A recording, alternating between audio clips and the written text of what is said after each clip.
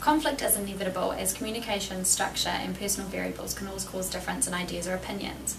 Where one party perceives another party as negatively affected or is about to negatively affect something the first party cares about, the process of conflict begins. It is important to understand conflict to ensure that it leads to a positive group functionality and not negative dysfunctionality. Our management group consists of Tayla, Niko, Theo and myself. And as a group, we want to achieve and show you 1. The reasons why they could not reach an agreement, 2. Ways to mitigate conflict and negotiation, and 3. How to uphold a successful negotiation and avoid unnecessary conflict in a role-play situation. The first part we will cover under why the parties could not reach an agreement is what the objectives were for both parties. The tenant was not too worried as he had another offer. He was pushing for a better option as he had nothing to lose. Meanwhile, the landlord wanted to maintain control, being open to alternative options, as well as eventually reaching an agreement. Both agreed to cooperate with each other and individually achieve the best option for themselves. Comparing conflict between the two parties. The tenant has a traditional view of conflict, which assumes that all conflict is bad and must be avoided, being viewed highly negative. The reason we believe he held this view is because he brought up trust issues very early in the negotiation. The landlord has an interactionist view. This is the belief that conflict is not only a positive force in a group, but is also an absolute necessity for a group to perform effectively. The thought process behind this is that she was not only thinking about her position as a landlord, but also the implications that this deal would have on her corporation.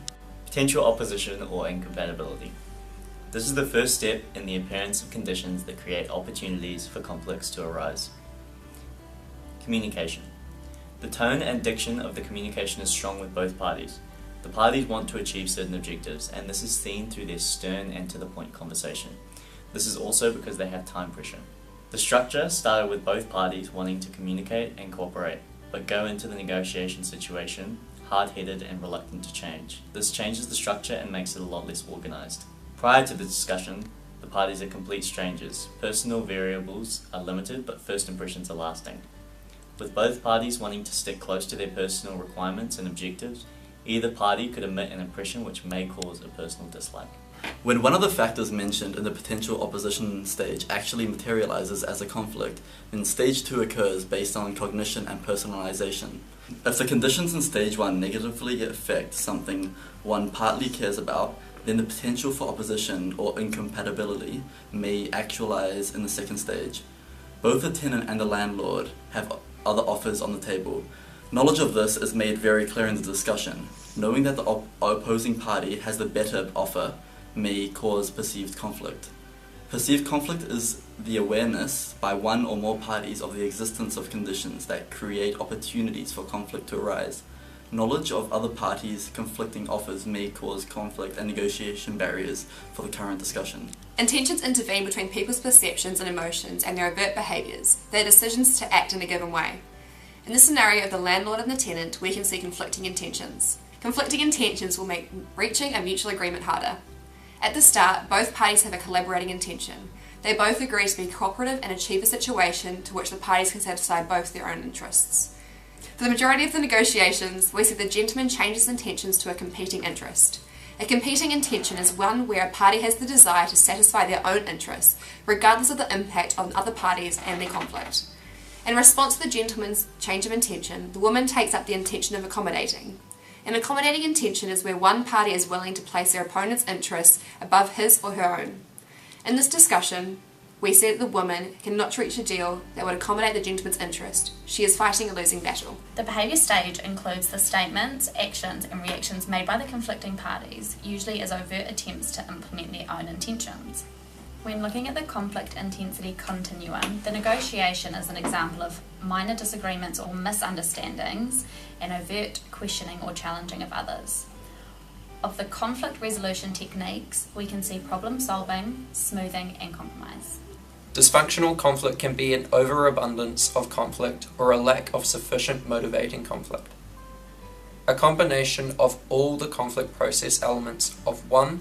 Potential opposition or incompatibility, 2. Cognition and personalization, 3 intentions, 4 behaviour, and 5 outcomes is just one of the many reasons why they could not reach a mutual agreement in the leasing of the office space. Negotiation permeates the interactions of almost everyone in groups and organisations. It is a method by which people settle differences and a process by which compromise or agreement is reached while avoiding argument and dispute. Many people dread negotiation, not recognising that they negotiate on a regular, even daily basis. Each party has an ideal target point. This is the best case scenario / outcome that would please the party. If looking at the lease length, the landlord has an ideal goal of a month-to-month lease and has an aspiration range of 3 to 6 month lease, while the tenant has an ideal goal of 2-year lease contract with an aspiration range of 6 months to a 1-year lease. For both parties, the settlement ranges between the 3 months to the 1-year lease, but could find a medium and be pleased with a guaranteed 6-month lease. To show what recommendations we'd make to the situation, we want to show a successful negotiation / conflict process that can be approached and confronted through a role-play situation. Every recommendation is not perfect and will have its limitations. It is important to recognise these limitations as they can change and or affect the outcome of the negotiation result. To start, both parties will state what their position is and what they want to achieve. To find a medium, both parties will identify which issue is important to them and why. Hi, I'm Theo and I'm going to be your new landlord. Niko. And as your landlord, I would like to reach an agreement on our rental situation. We believe that acting in good faith and in the best interests of their company will allow both parties to find common interest ground and walk away satisfied with the end result. Well, I'd like to start off by stating my intentions, so we're both on the same page. Firstly, lease length is quite important to me, and the building utilities such as cleaning. So if we can nail those areas, I think we can both work something out. Perfect, yeah, that sounds great. BATNA is a fundamental strategy for conflict and negotiation discussions. Once the parties have gathered either party's strategy and intentions, we can implement BATNA. BATNA stands for Best Alternative to a Negotiation Agreement. Your BATNA determines the lowest value acceptable for you and your negotiated agreement. Any offer that your party receives that is higher than your BATNA is better than reaching a deadlock state. In the virtual reality scenario, we see the parties in a deadlock situation. They are in a deadlock situation as they never evaluated their best alternative in their negotiation. Operating in zero-sum conditions, we believe that the best bargaining strategy to achieve a two-sided agreement is integrative bargaining. Integrative bargaining, also called interest-based bargaining, win-win bargaining, is a negotiation strategy in which parties collaborate to find a win-win solution to their dispute. This strategy focuses on developing mutually beneficial agreements based on the interests of the disputants. Interests include the needs, desires, concerns, and fears important to each side. We believe that an integrative bargaining strategy is the best option for reaching agreement, as it usually produces more satisfactory outcomes for the parties involved than does distributive bargaining. So I think my corporation could definitely bring this down to 2 weeks as a compromise, and I can maybe extend the lease length to 6 months if you're willing to do that. Distributive bargaining is based on fixed opposing viewpoints and tends to result in a compromise or no agreement at all. Oftentimes, compromise do not efficiently satisfy the true interests of the disputants. Instead, compromises simply split the differences between the two positions, giving each side half of what they want. An integrative strategy is the best option to implement to increase the chances of reaching an agreement because it can potentially give everyone everything that they want. Hey, look, Niko, I'm really glad we could reach this agreement today. And I am actually heading to Shadows just later this afternoon. Would you like to join me for a bit? Oh, really? Yeah, nah, mate. I'll join you for a few jugs. I'll tell you that.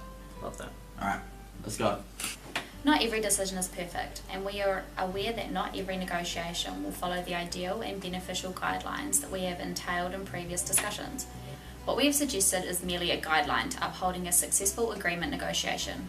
We understand that fluctuations and changes are inevitable, especially in business environments. Conflict is most visible when looking at behaviour. Behaviour is a dynamic and fluid process of interaction. It is important to note that not every party will have a positive behaviour towards the negotiation activity.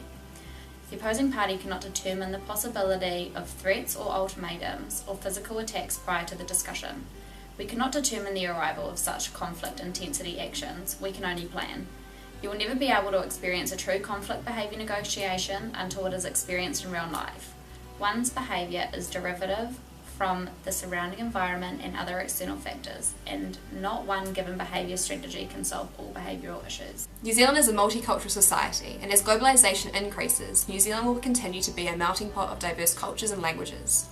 Cultural diversity is a limitation to successful negotiations, as the mindset of people and their different cultures, potentially the language, signs and symbols, are different. It appears that people generally negotiate more successfully within cultures of their own. If put in a situation where there are cross-cultural negotiations occurring, it is fundamental that negotiators be heightened adaptability and openness. The most common limitation in negotiations that involve an individual of a culturally ethnic background is stereotypes. We must be respectful to those cultures around us and work together to reach an agreement medium where both parties' cultural obligations and corporate interests are sustained.